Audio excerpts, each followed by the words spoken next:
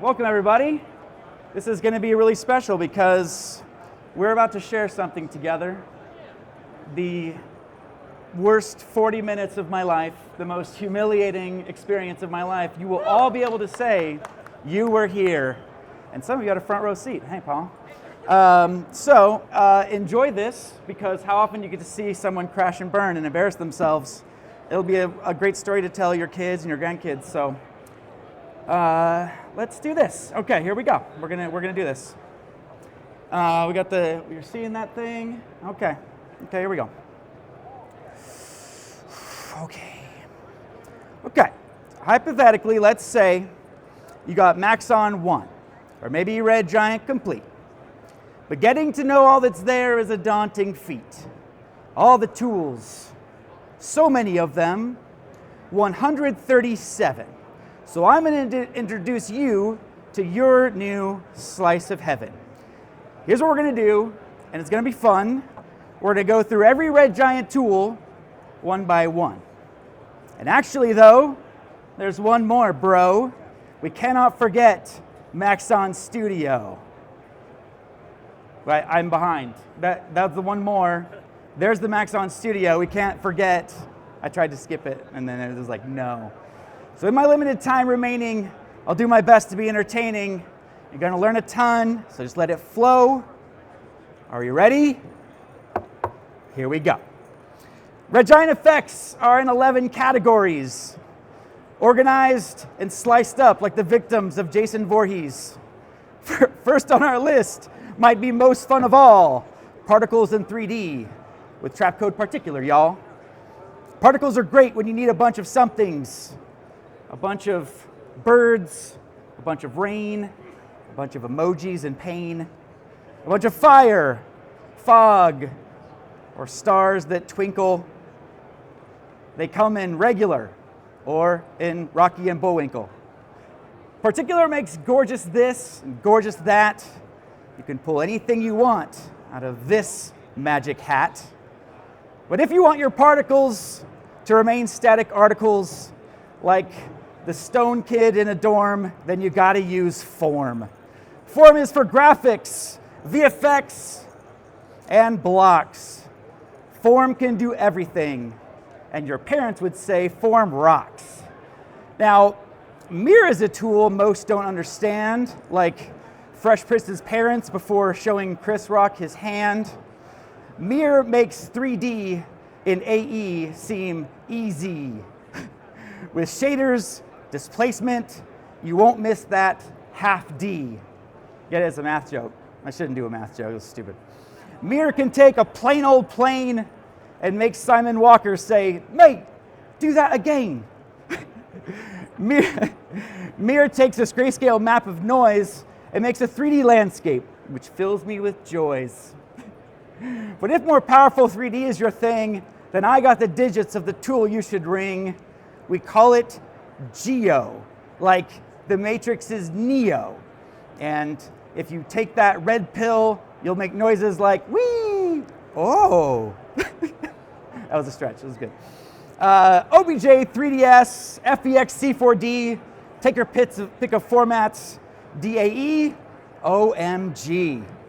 Use a comp as a roughness texture, use a comp as a texture, use a comp as an emissive texture, give 5 different things on an object, their own set of textures, clone objects with multiple textures. It's great. DAO takes a path and puts 3D along it. So make some abstract art and ditch that bee in your bonnet. Not my finest work. Horizon takes flat things and makes them spheres. And one last mention, Lux makes AE lights and gives them dimension. So that's all for particles in 3D. But let's not forget before we go, these tools can be connected by Maxon Studio. That was like a poorly veiled like Easter egg, like it's gonna come up again. Hold on, I guess water. Okay, here we go. We're getting into blurs and glows. Blurs and glows. And actually, I'm gonna play some guitar for this because it's gonna like set like a mood, you know? Like that kind of guitar, you know? You know what I mean? Kind of fits with the blurs and glows. Yeah. And I just rewound it too far, so I'm gonna have to wait to see what something else is. Okay, so we're gonna do some blurs and glows. That's this next category. So we're gonna make things smoother. We're gonna make things a little lighter with the glows. And first, we're going to talk about blurs. Blurs. So first up on our list is blur. Just blur. It's called blur. Blur is a simple blur, but it's got directions, an angle, up and down, left and right, sideways and all around. It's kind of nice. Next, we got bokeh. One of my favorite. Oh, it's so gorgeous. Makes bokeh super fast. You can control it with the grayscale map. And so then that way you can control the focus. You could like rack focus like that. It's pretty delicious. Yeah. Next up, we have compound blur. Take a grayscale map, use it to control the blur parts, the blurry parts of an object, blurry parts of footage. You can use spot blur to get rid of faces, get rid of license plates because it has these shapes built in. Pretty nifty. That's all for the blurs. Next, we'll move on to the glows. The classic shine. This radiating light thing, shooting out lights. You could use an AE light if that's your thing. And there's also this like noise you can use. By the way, this feature is in there because I was super annoying. So if you don't learn anything from my presentation, take away that if you're super annoying, then you'll get what you want in life. That's the takeaway. Star glow applies these kind of nifty little like triangles, glows of stars. Great for like JCPenney mall photos from the 80s. Optical glow is my favorite of all the glows. It makes neon, makes these kind of like glowing things. You could have like the highlights only for the glows. And also you can do a little bit of shine action, you know, it kind of radiates and stuff, and you can change the direction of that. It's pretty good. Okay, chromatic glow is good if you want to distract from yourself in a cowboy hat when you were younger and you want to make like a ghost. Chromatic glow creates some kind of like chromatic edges to your blur there, and that's kind of fun. Edge glow is like a fine edges, but you can color it and change what edges it's finding. So it's like fine edges, but with more control. It's kind of nice. Glimmer is kind of like star glow, but it has like a mask built in, which is kind of handy. And then we got Glowify 1 and 2. Kind of creates these like vertical streaks. They auto animate. It's nice. It's great for creating like haunted house reality show stuff, or if you're doing any other thing that's like really terrifying and you want to create this kind of like spooky thing, you know, that's like really horrific and awful that nobody wants to talk about. And then also we have just like a regular glow. It's called glow. Kind of generic. It's fine. There's some extra like little parameters with it. There's masks and stuff. But if you don't need to use that, then use optical glow. Optical glow is like way better. It's the best. Finally, we have point zoom, which creates like a point of light and shoots out these rays. You know, and that's kind of nifty. It's great for holograms. Great for doing the Christopher Reeves Superman style look. It's nice and faded. Quantum is the last glow, and it's similar to point zoom, but it's just like a little bit more opaque. You have some color choices, yada yada, and so that's what that is. Okay. Now, again, water break really quick. We're going to move into color next. You guys doing okay? It's cool. Anybody who's documenting this can stop documenting it anytime you want to. It's up to you. You can still do that if you feel good about it. Okay, so color. Colorista is my favorite. If you open up Colorista, there's a guided color correction that is so brilliant. It's not talked about enough. If you don't know anything about color, it'll walk you through it. It's so fantastic. Colorista also has all the tools that you would want and more out of like a color tool. It's just like the ultimate like color laboratory. I love it. Cosmo is great for cleaning up skin tones. I love the way that looks. I use it all the time. Denoiser takes noise and footage and leaves details but removes the noise. See that? That's pretty cool. And we also have Renoiser, so if you're compositing something and then you remove the noise, you could put the noise back. Yeah, that's great. So then also there's a film effect, which emulates film stocks, which is kind of nifty. And you can go see how that looks. It makes everything nice and filmic. And then next we have Mojo, which is very cool. Mojo creates color contrast. So it's not like regular luminance contrast. It's like, it takes the highlights, keeps them warm, and the shadows, and makes them cool kind of automatically. And that creates this kind of very cinematic look, before and after, there you go. Now we also have parametric curve. It's like an upgraded version of the curves that we all know and love. And then there's these Bezier handles, there's like an overlay, you could make it like super big. Just all the things that you always wish curves could do, now it can thanks to parametric curve. This is our buddy Max, you might see him walking around. He came in from Germany, did this amazing tutorial on parametric curve. I can't recommend it enough, it's super, super fantastic. Also Finisher is one of the cool effects in the color category. It's not, don't get confused with Mortal Kombat. I always think of Mortal Kombat with it, but what it does actually is it sharpens DSLR footage and brings out details, which is really nice. Also, grain 16 color adds some nice old school grain. I wasn't the cinematographer on Texas Chainsaw Massacre, maybe you weren't either, but with grain 16 we could pretend, and that sounds fun. Finally, last and absolutely not least is Magic Bullet looks. That's where all the power is in this category. Magic Bullet looks has like all these looks built in, these great cinematic looks from your favorite movies. Just a simple click. It also has all these tools, even a lot of tools we've seen already, like Colorista and Mojo and Renoiser, like built in. So it's just kind of like every color thing, like all put together, and it's fantastic. Okay. So next we come to distortions. And actually I'm gonna do this like water thing. If you've never presented before, taking a sip of water, I mean, it takes like 3 seconds, but somehow the like time continuum changes it to like 45 minutes when you just take a sip of water. So that's an interesting conundrum we just experienced together too. Okay, so let's talk about distortion effects. Let's stick with this jazz thing. So first up is chromatic displacement. You can use a layer to displace things chromatically. Great for all these like sound waves and glass and like all that kind of stuff, portals and magical effects. If you don't want the displacement, but you want the chromatic aberration, we have chromatic aberration, which you can see on the edges there. Heat wave takes like a fire and then creates this kind of displacement. So you see before it wasn't there, and now we have these like heat waves and stuff. Prism displacement can take a grayscale map and displace it prismatically.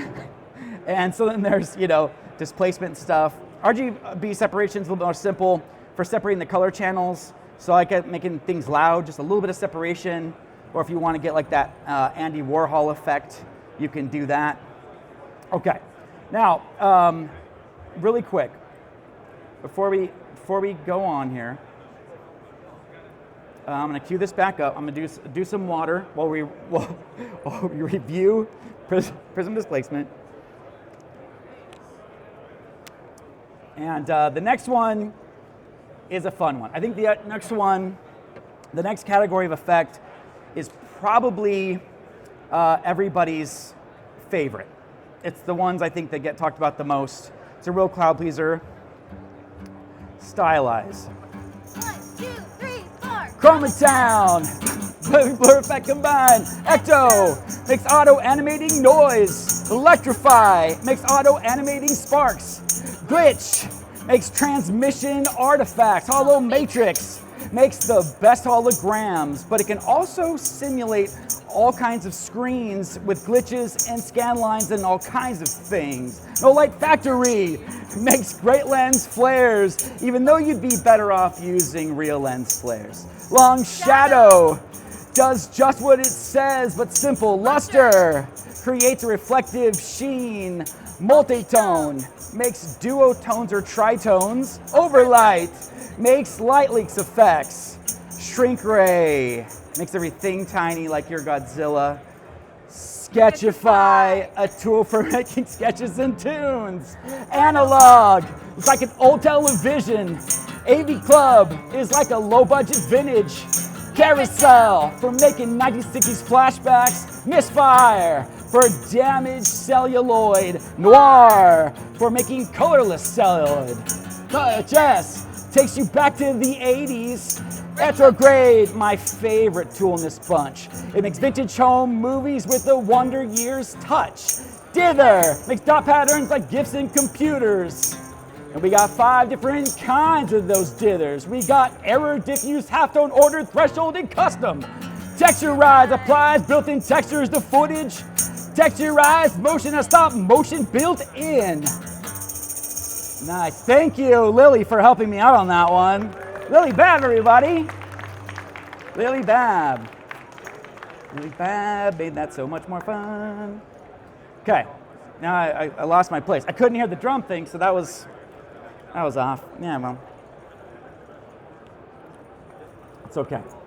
You live and you learn. Okay. All right, next category. We doing okay? This is such a weird format. It's just like the dumbest idea I think I've ever had. Oh, hey, thanks. Thanks. Okay, let me back this up. Next category is generators. A little category, not too many effects, but they make stuff from scratch. Make stuff from scratch. Okay, there's the end. Okay, texturized motion. Yada yada. Okay. So create stuff from scratch, and I just want to point out that all of these are also in Premiere and other hosts, Avid, Final Cut. So I'm using After Effects a lot because I love it, but it's also in Premiere. So fractal background creates these kind of like, fractal backgrounds, just like in After Effects, but there's all these presets that are easy to apply. It's easier to loop, it's easier to animate, and it's great. Having these presets that are like live and you can mouse over and see them is like really, really great. So that's fractal background. I'm doing a country thing now. Gradient ramp is kind of like your grandma's gradient ramp, but it has a few more features. It has noise and fall off and stuff like that you can adjust. It's kind of fun. Now, after seeing fractal background and gradient ramp, you might be thinking like, what would happen if those two could somehow meet together and mate? And we here at Maxon wondered the same thing. And so we got them together, fractal background and gradient ramp.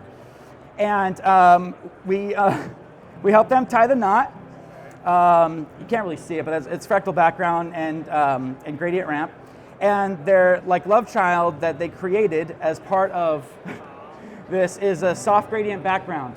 So soft gradient background is, it has gradient stuff, it has fractal stuff, a little bit of both from the parents, and some really great presets and things. So some more features too.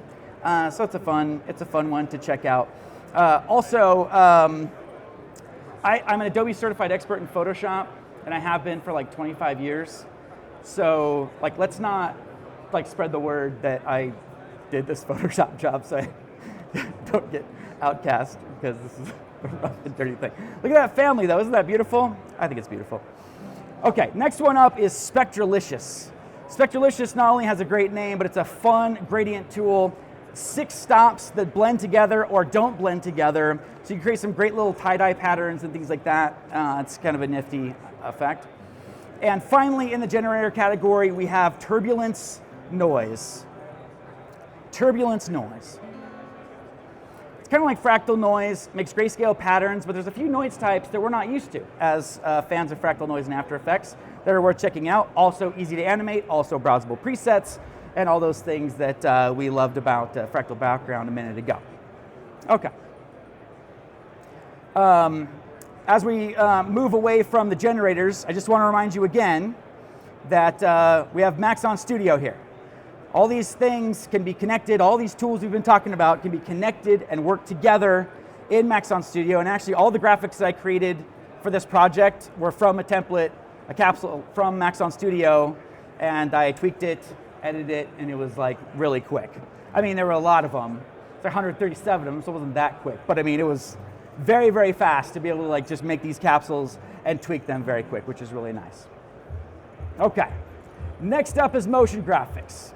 Perhaps the most underappreciated category, in my opinion. And keep in mind that all of these work in After Effects, Premiere, Resolve, Avid Media Composer, Final Cut.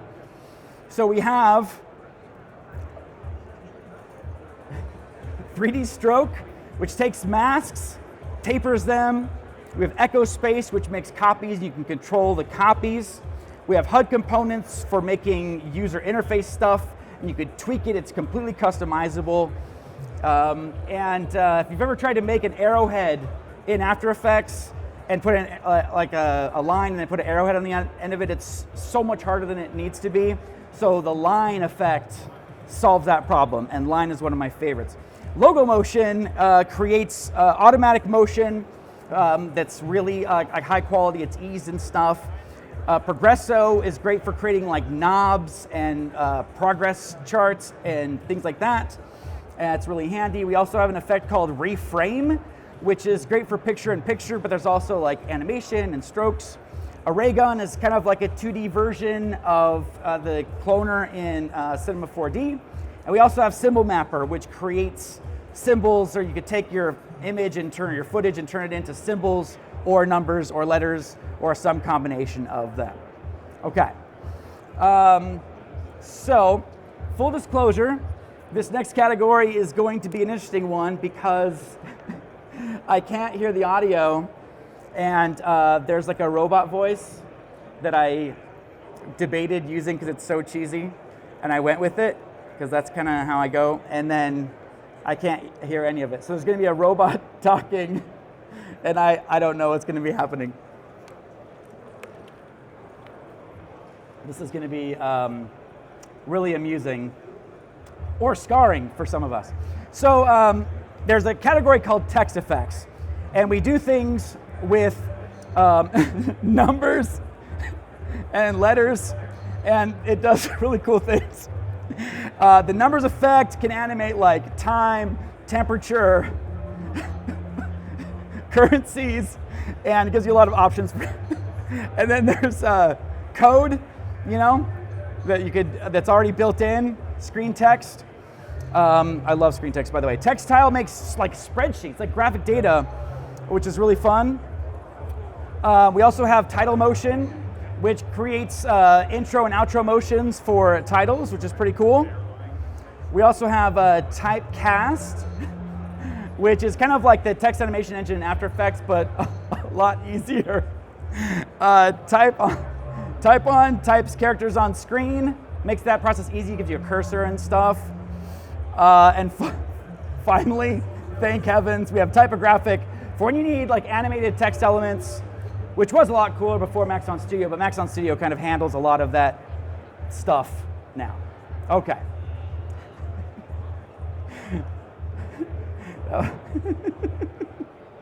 That was great. Okay. So the next category up alphabetically is transitions. Going from like one clip to the next, and there's a ton of these. So I'm gonna cover these in like kind of like a different way, because I think going through one by one is really like not super helpful in this case in the time that we have. And like you know what they all do, so it's not gonna be like some revelation like what? It goes from one clip to the next? That's crazy. But as you can see, there are a ton of choices. So if you're doing editing, the ability to transition from clip to clip in all these like really creative ways is very cool.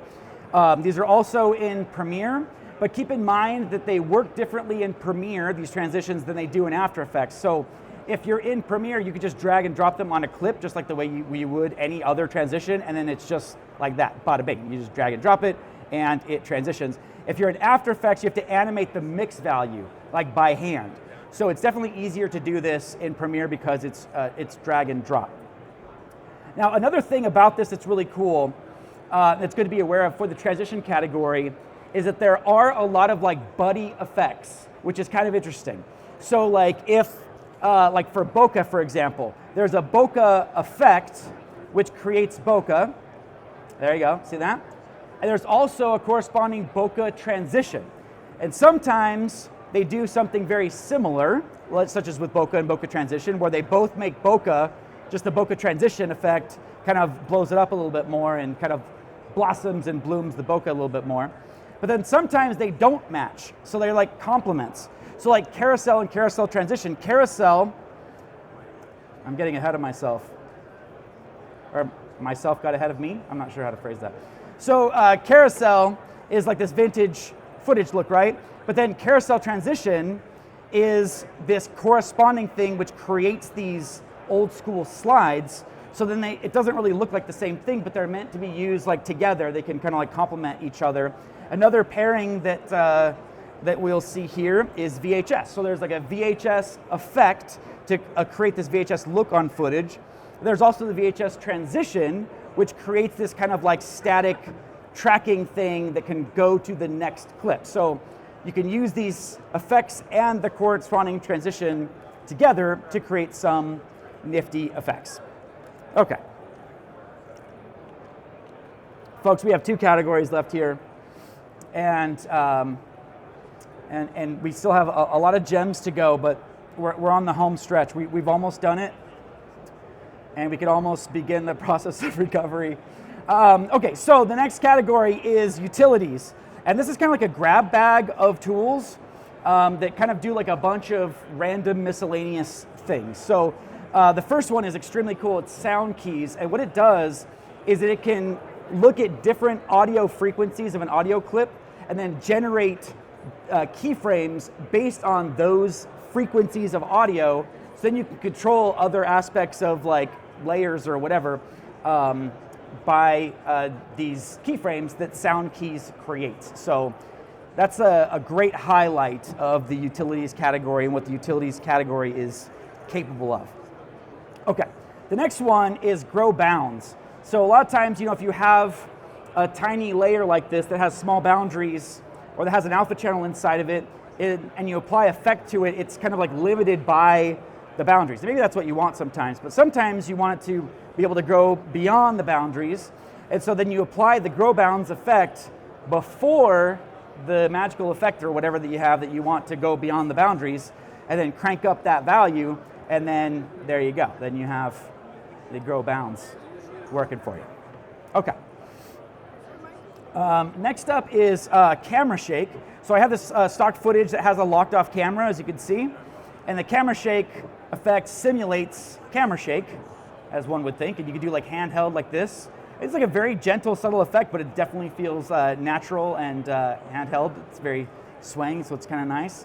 We have a fisheye fixer effect, which fixes fish eyes. Yeah, I'm not going to try to say that again. Modes is a really cool thing. Initially, it was designed to bring blend modes to other host applications, like Avid, I think, that doesn't have blend modes.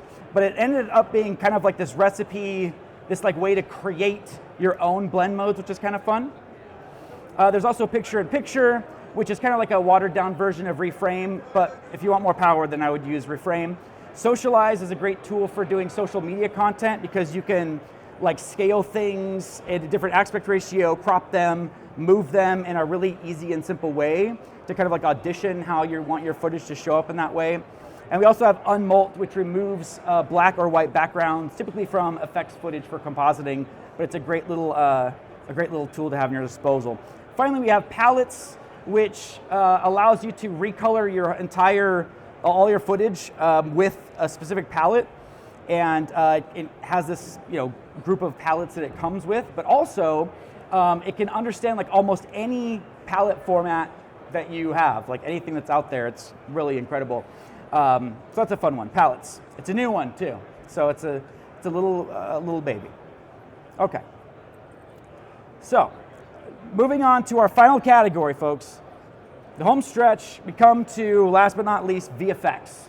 All sorts of cool things in VFX that are going to be fun. Okay, here we go. So we're going to start out first with bang. Bang is meant to simulate like muzzle flashes. And you have this like gun that you could like tilt as like a helper to see where it goes. And that's kind of fun. And there's also a bunch of presets that come with it.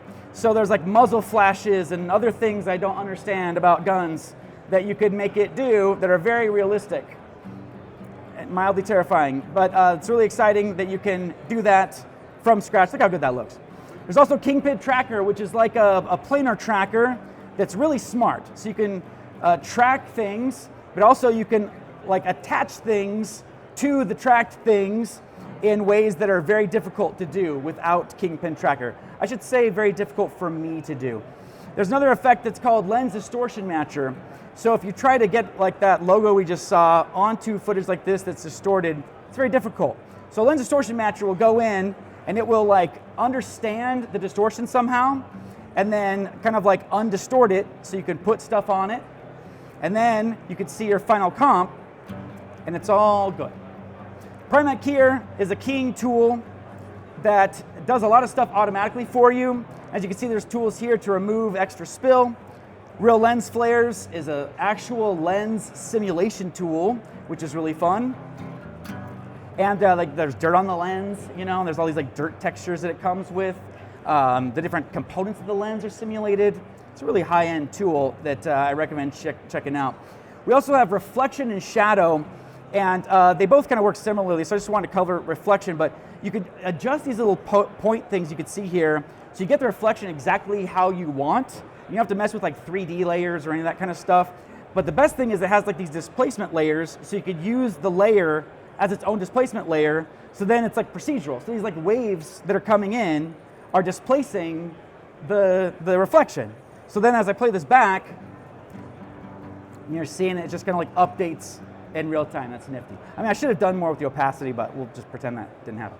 Spot Clone Tracker, also one of my favorite effects. Great way to get rid of like blemishes or whatever you want. Look at that boat just gone.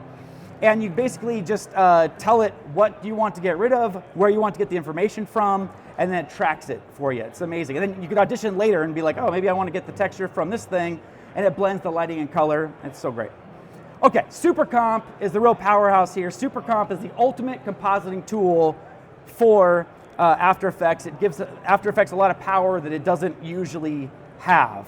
And it's especially for compositing fire. I mean, there's really no better way to do that. It's fantastic. One of the things I'm about to demonstrate here is that in SuperComp, it has some effects to help with compositing. I'm going to use color correction here. Wait for it. There it is. And then there's this nifty button, match background. So even if you don't know anything about compositing, watch this. I hit that button, and then boom, it matches the background. Now the composite was better before because of other stuff, but you know the point is that the composite, the thing composited into the background because of that nifty button that automatically determined that, and that's a pretty great thing. Change the black point based on whatever was behind it. I mean, that's science, folks. That's science. Okay, that's it. We did it. That's 137. We all made it. We lived to tell the tale. Yeah. Yeah. Thank you.